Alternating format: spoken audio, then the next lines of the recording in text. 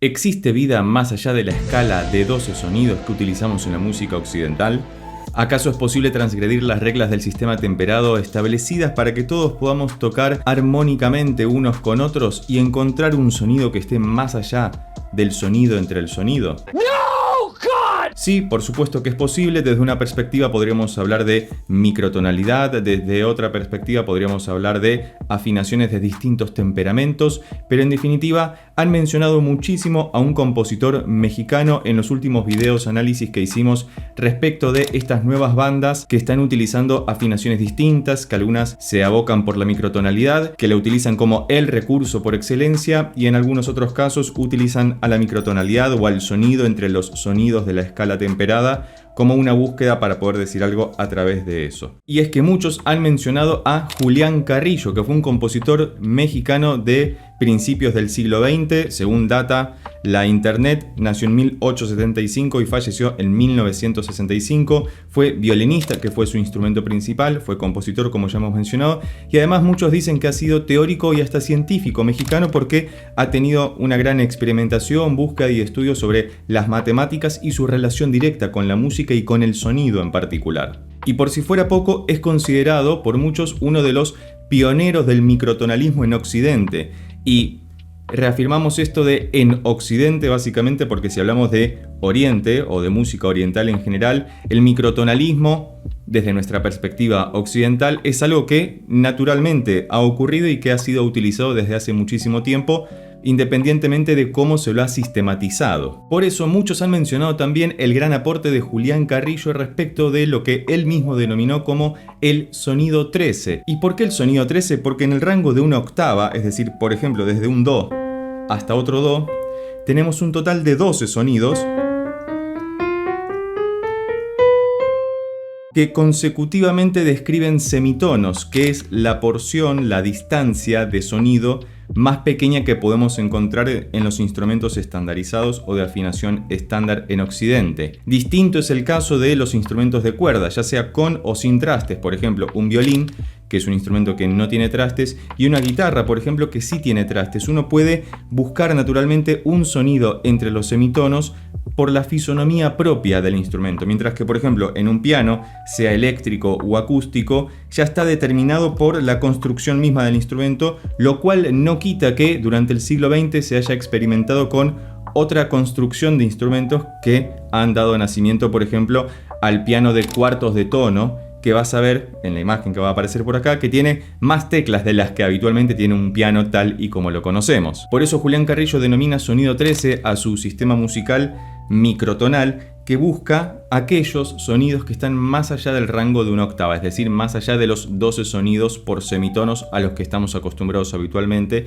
y buscar justamente rangos más pequeños de interválica respecto de la distancia de una nota a la otra, o mejor dicho, de un sonido al otro. No es una nota específica, un sonido en específico, sino que es más bien un concepto simbólico que denomina a esa búsqueda que va más allá otra vez de los 12 sonidos estandarizados en el rango de una octava. En principio el sonido es divisible infinitamente, uno puede particionar el sonido en cuantas partes quiera, aunque hay limitaciones técnicas, hay limitaciones acústicas respecto al instrumento que estás utilizando, porque si yo quisiera buscar un sonido entre un Do y un Do sostenido, en este piano no lo puedo hacer. Estoy limitado justamente por la fisonomía propia del instrumento, pero muchos teclados electrónicos tienen algo que se llama pitch bend, que es lo que los instrumentos de cuerda naturalmente pueden hacer al estirar una cuerda hacia arriba o hacia abajo. En el teclado lo vamos a encontrar habitualmente del lado izquierdo, depende del modelo del teclado, pero que es una ruedita en algunos casos o una palanquita que nos permite alterar el sonido microtonalmente justamente para dar esa sensación de estiramiento de cuerda como hacen en una guitarra o en un violín, por ejemplo. Ahora, por ejemplo, yo quité el sonido de piano y puse este piano eléctrico que simula ser un Rhodes o un Mark I, y ahora sí puedo utilizar la palanca que tengo en mi teclado y fíjate que voy a tocar una sola nota, muevo la palanca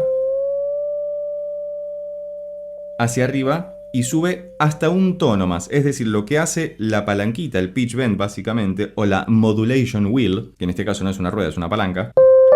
es desde el sonido en el que vos estás, se mueve hasta un tono encima, es decir, si toco Do, va a llegar hasta el re, pero atravesando toda la gama de sonidos o todo el espectro sonoro que hay entre medio del do y del re. Y puedo detenerme en el medio incluso, ni siquiera es necesario que llegue hasta el extremo, por eso puedo apenas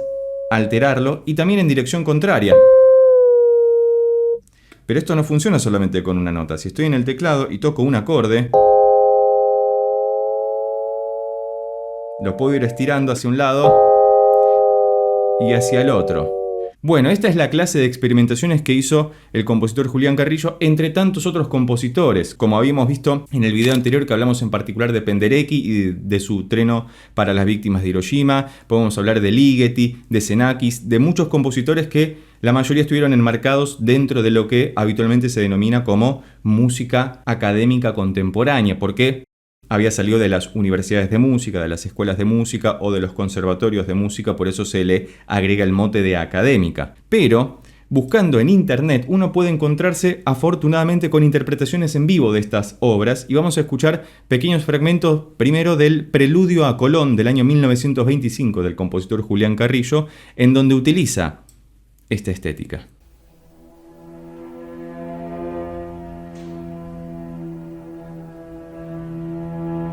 Fíjate que las cuerdas inicialmente están haciendo como si fuera una suerte de efecto Doppler, que no es ni más ni menos que ir atravesando lentamente de un lugar hacia el otro todos los sonidos que hay entre medio, y esto claramente fue muy utilizado a posteriori en lo que es el cine, sobre todo, o en el diseño sonoro, sobre todo porque estos sonidos están muy emparentados por el extrañamiento o la distancia que tiene respecto de la música que escuchamos habitualmente con el terror, o con la música que da miedo, o con algo que genera mucha tensión, básicamente, porque se aleja del estándar al que estamos acostumbrados y al que nuestros oídos culturalmente están acostumbrados, porque esto es una construcción cultural. Que se haya decidido que la octava tenga esta distancia, sí, hay un fundamento matemático, físico al respecto, pero luego, respecto a la afinación y la cantidad, es una decisión cultural. Y ha funcionado. Funciona tanto porque es más fácil acostumbrarse de alguna forma a esta sonoridad,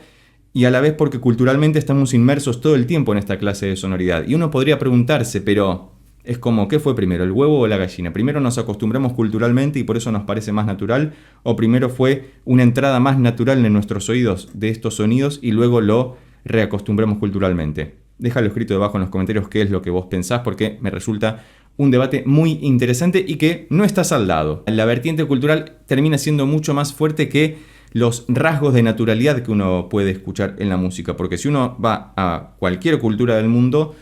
todas las culturas tienen algún acervo distinto, alguna cualidad distinta, y de hecho por eso se estableció el sistema temperado o el sistema tonal o el sistema de afinación determinada, para que todos más o menos podamos tocar en las mismas frecuencias, porque imagínate que ibas de una ciudad a la otra y en la otra ciudad afinaban de otra manera, tenían una escala distinta, y sin ir más lejos, todo lo que conocemos como modos griegos, modos antiguos, depende el punto de vista y la época en la que lo estés estudiando, tenían que ver con la ciudad de origen, el frigio en Frigia, el jónico en Jonia, y así sucesivamente. Entonces dijeron, bueno, están buenísimos estos, pero necesitamos que todos toquen en do mayor. Bueno, usemos el modo jónico, listo. Do jónico es do mayor. Pero por si fuera poco, Julián Carrillo dijo, bueno, tengo que estandarizar esto de alguna manera para poder explicarlo, para poder transcribirlo. Y me encontré con este texto, que te voy a dejar el link en la descripción, en donde cuenta cómo es que compuso, o más bien cómo es que diagramó la escritura de esta pieza de Preludio a Colón, en la que dice, en este Preludio a Colón fue la primera composición que hubo en el mundo basado en 16avos de tono. Es lo que dice el texto directamente. Desde que escribí este preludio, inventé una nueva gráfica musical basada en números, con los cuales puedo escribir tonos, semitonos, tercios de tono, cuartos, quintos, sextos, séptimos, octavos, etcétera, de tonos, sin necesidad de papel pautado, es decir, de la partitura del gráfico de 5 líneas con clave de sol, clave fa, y por lo mismo no empleo ya pautas ni llaves, notas, sostenidos, bemoles, becuadros, dobles bemoles, dobles sostenidos. Entonces él cambia la grafía tradicional a la que estamos acostumbrados en una partitura por los números, que acá está explicado todo, no lo voy a leer, vas a poder verlo en el texto que te voy a dejar en la descripción. Pero si vamos a la partitura, o mejor dicho, al gráfico musical que ha creado Julián Carrillo para el caso, fíjate que tiene las marcaciones de métrica, está en 6 octavos, y la indicación de tempo, y algunas indicaciones que son tradicionales como los reguladores de intensidad, las dinámicas y demás, pero fíjate que acá tiene escritas corcheas en grupos de 3, porque estamos en 6 octavos, pero en vez de tener la cabeza de nota en alguna línea del pentagrama, puso números 32, 34, 36 y demás, que se corresponden con el gráfico que tiene en la primera página donde explica cuál es cada una de esas notas. Por ejemplo, la escala de tonos enteros o la escala hexatonal, como la conocemos también. La escala de los sueños. Bueno, esa es la escala hexatonal y él dice, el do va a ser el 0, el re va a ser el 16, el mi el 32 y así sucesivamente. Por eso es que vemos estos números a lo largo de toda la partitura con los instrumentos para el caso. Por ejemplo, flauta con cuartos de tono, violín con cuartos de tono. Luego más adelante va a aparecer, bueno, la soprano, que ahora vamos a ver un poquito en el video cómo canta. La guitarra. Fíjate que estos son instrumentos de cuerda y la flauta no es un instrumento de cuerda, pero uno puede hacer algún juego con el aire para poder modificar eso. También está incluida un arpa y la voz humana, sobre todo, muy interesante para poder trabajar estas cosas. Así que vamos a escuchar un poquito cómo suena en conjunto esto.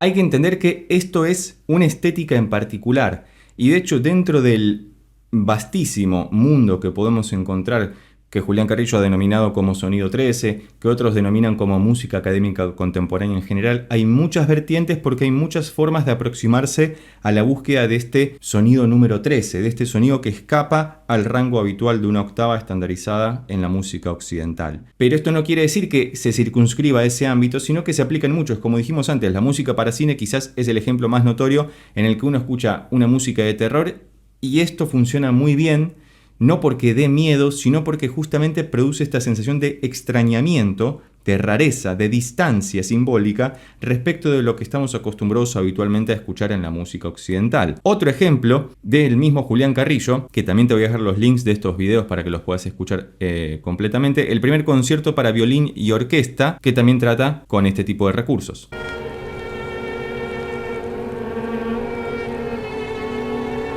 Fíjate que el acorde funciona más como un clúster. Uno podría decir, bueno, en la música occidental nosotros tocamos un acorde mayor, no hay mayores inconvenientes, se escucha mayor. Puedo ir agregando notas para que suene más disonante.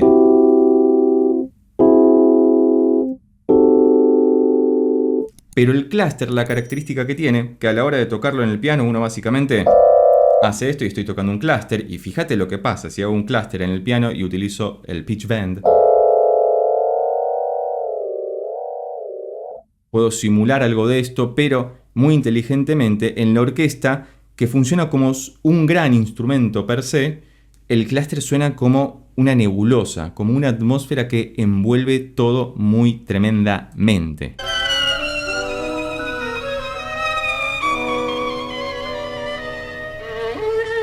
En el caso particular de Julián Carrillo, él fue más a una búsqueda para que todos los instrumentos ataquen esta cuestión en particular, pero eso no quiere decir que todos los compositores o músicos que utilicen el recurso de la microtonalidad, del sonido 13, de un tipo de afinación distinta, que no son necesariamente nombres para lo mismo, pero que sí abarcan una atmósfera en particular, un ámbito de producción de la música en particular, porque muchos han notado en los otros videos que por ahí yo no iba tan al detalle con esto y hablaba en parámetros generales, combinando microtonalidad, un tipo de afinación distinta, porque son conceptos que se cruzan en algún punto, pero no significan necesariamente lo mismo. De todas maneras, a lo que iba es que muchos músicos eligen utilizar el recurso para un lugar en particular, como vimos en los otros análisis de Engine de Poitrine, de Juana Molina, o de, por ejemplo, el pitcheo de una canción en el caso de Charly García, o en el caso de King Gizzard, donde también utilizan una guitarra con estructura microtonal, así como hacen en Engine de Poitrine. Lo importante es entender que es un recurso que se puede utilizar,